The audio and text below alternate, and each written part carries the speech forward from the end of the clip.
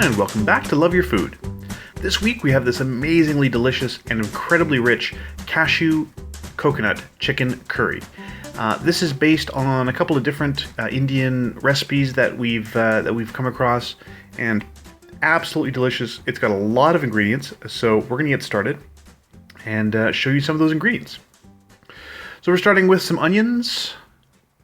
We have some yams, sweet potatoes, some cilantro. These are some raw cashews. We're going to be using some garlic, some ginger. We have some clove and some coriander, some cinnamon. We're going to use some of our dried chilies, some turmeric.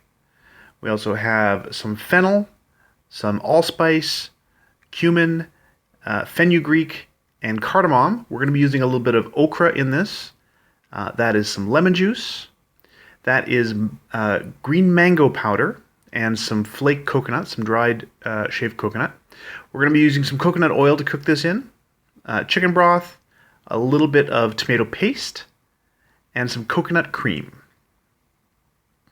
So that's a lot of ingredients, but we're just going to get started, as we so frequently do, browning some onions. So we're going to take our large onions here, and we're just going to cut those into rings, half rings. You see Chef Caleb here is just going to give them a peel.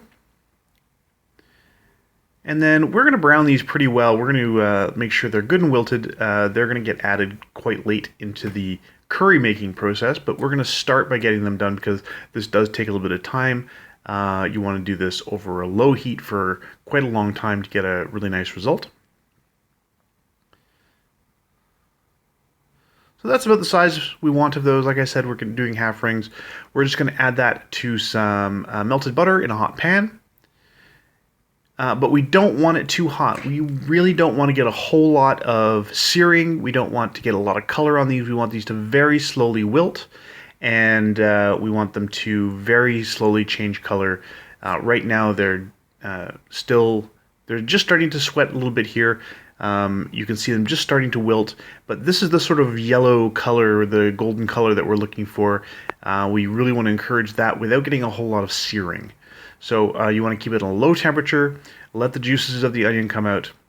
While that's finishing, we are going to get some cashews into a roasting pan. So this is just a half cookie sheet. We're going to get our raw cashews into the oven. Meanwhile, we're going to get some ginger ready. So while that's all happening, we are going to peel and slice the ginger. So again, Chef Caleb's just going to use that technique. We've used this before, just scraping the skin off using the back of the knife blade.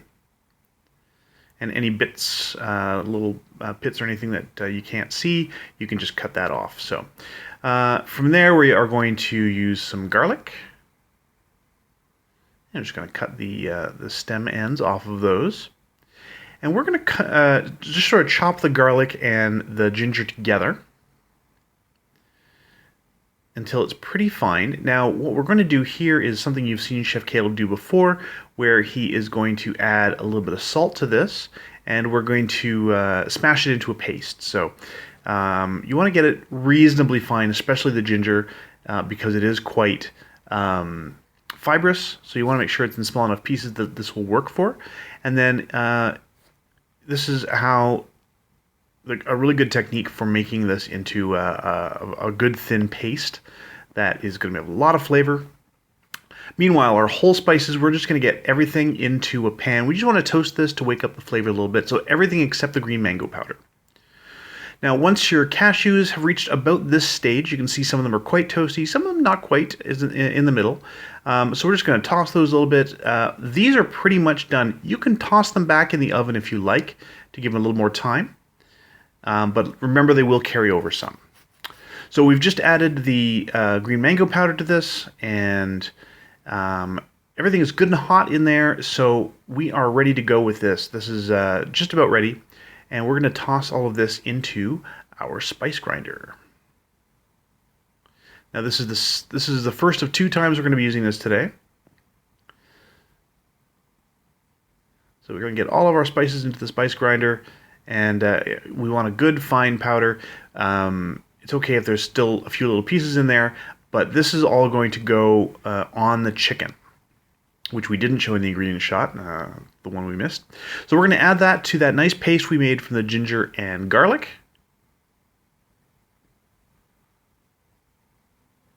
And just make sure you're getting as much as you can out of the blades and everything. Now that the cashews are done, we are going to do the coconut. So this is our shredded dried coconut. And we're just going to toss that on the same baking sheet. And that's going to go into the oven. Now you want to keep a close eye on this because it can go very quickly. While that is getting started, we are going to cut up our chicken. So we want this into slightly larger than bite-sized pieces, I suppose. Just easy to manage slices. We're not going to use, these are boneless, skinless chicken thighs. We don't use the whole thigh in one big piece, so we want to just get them into smaller, manageable pieces. There's a little bit of gristle at one end of most thighs, so we're just going to slice that off and cut these into, pretty manageable little pieces.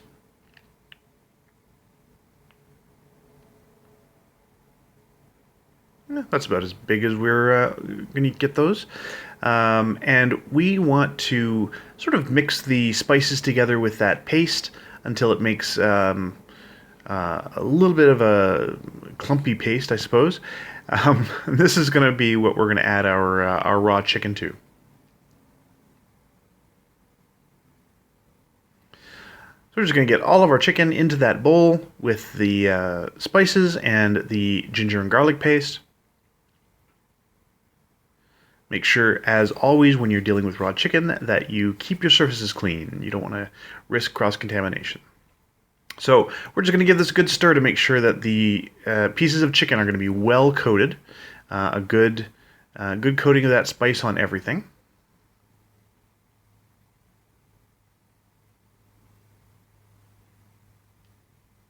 And once you have that done, you're just going to set that aside for a little while. Let those flavors get into the chicken a bit. So here's our coconut. You can see it's kind of clumped together a little bit in cooking. Some of it has turned that nice golden color that we're looking for, and some of it is a little bit clumpy. We're just going to break that up with a high temperature silicone spatula, and we're just going to let that sit. Again, carryover is going to take some of that quite pale coconut a little bit into the colored region, make it a little darker, get that golden color a little more uniform. So next step, we are going to start getting our yams prepared. So we're going to peel these.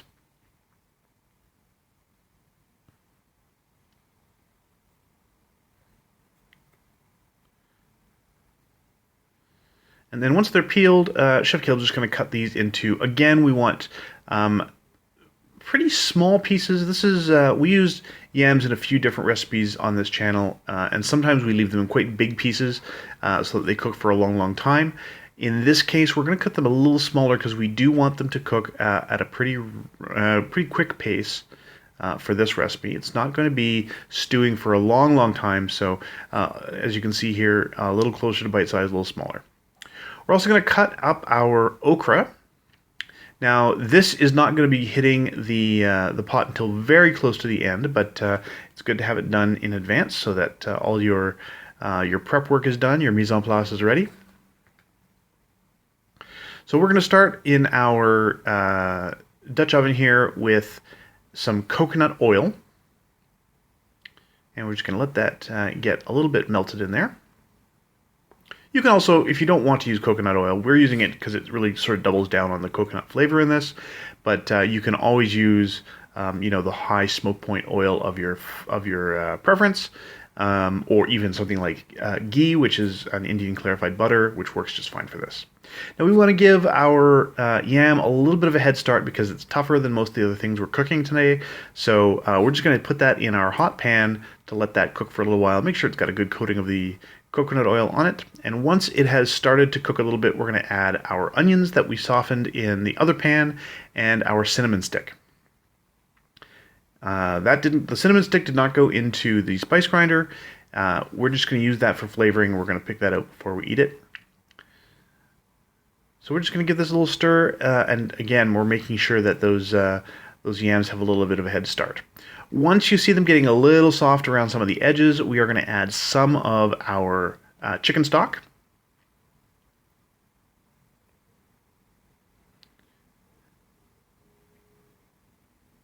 And make sure it gets a good stir as well. In the other pan, we're going to use a little bit more coconut oil. Again, if you would prefer, you can use a good high smoke point vegetable oil or grapeseed oil or something like that, or even ghee, clarified butter. And we're going to start just giving our chicken a little bit of a browning. So we don't want to necessarily cook it all the way through. We just want to get a little bit of color on the outside. You get that nice Maillard reaction. You get that nice sear on the outside, which gives a lot of beautiful, rich flavor to your curry as it dissolves in the broth.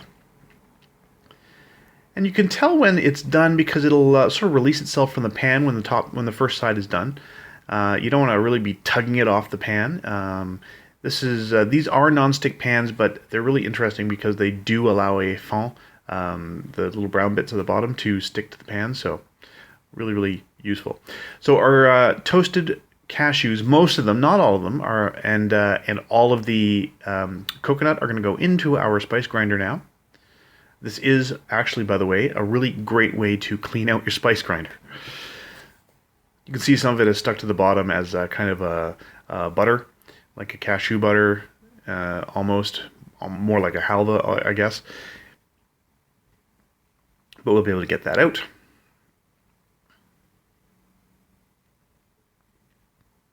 So this is the combination of the cashews and the toasted cashews and the toasted coconut that we had. We did reserve some of the cashews for garnish, and they are absolutely delicious when you toast them yourself. If you can't get raw cashews, it's perfectly okay to use roasted or toasted cashews that you buy at the store. That's fine. So once the other side is now done on the chicken, we are going to add that into our pot here. So this is going to go on top of those the yams and the onions in the broth. And here you can see that's all of the chicken done in there. It's got that beautiful fragrant spice mix on it. And we're going to deglaze our pan with a little bit of the chicken stock. So you want to get a good wooden spoon or a good stiff temperature safe spatula and just scrape all of those beautiful little brown toasted bits off the bottom of the pan.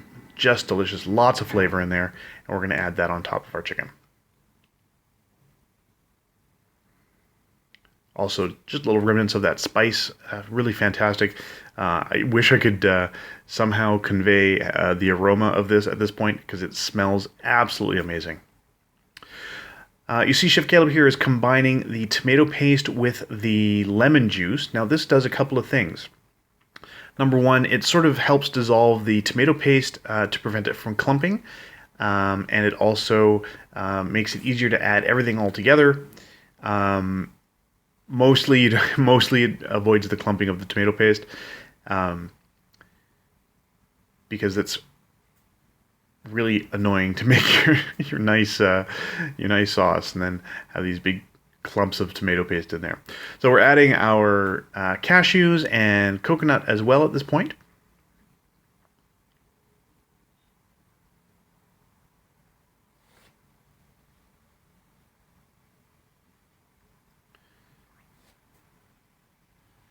And we're going to top that off with most of the rest of the chicken stock. We're just going to make sure everything's well covered in there. Give it a good stir, just make sure that there's nothing sticking to the bottom or anything, and we're good to go. So we're going to give that a cover and let it come back up to temperature. When we're getting close to being done, we're actually going to add our okra at this point. And you should see the yams are, at this point when you're cooking it, you should see that the yams are pretty soft, ready to eat. And we're going to add the okra, let that come up to temperature. Once it has, we're going to add our coconut milk. And you can see the cashews have already quite seriously thickened this, this curry already. And then we're going to add that coconut cream, and that's going to thicken it even a little bit more. And then once everything has come up to temperature, give it a good stir. Now's a great time to do flavor adjustments, anything you feel you need to add, salt or a dash more lemon juice or something like that. This is the time, and really that's it. So I know it's a lot of ingredients, it's a fair number of steps, but it's really, really delicious. I do hope you try this. If you like this recipe, please do like and subscribe. And if you have any recipes you'd like to see Chef Caleb try on the channel, please let us know in the comments below. And remember to love your food.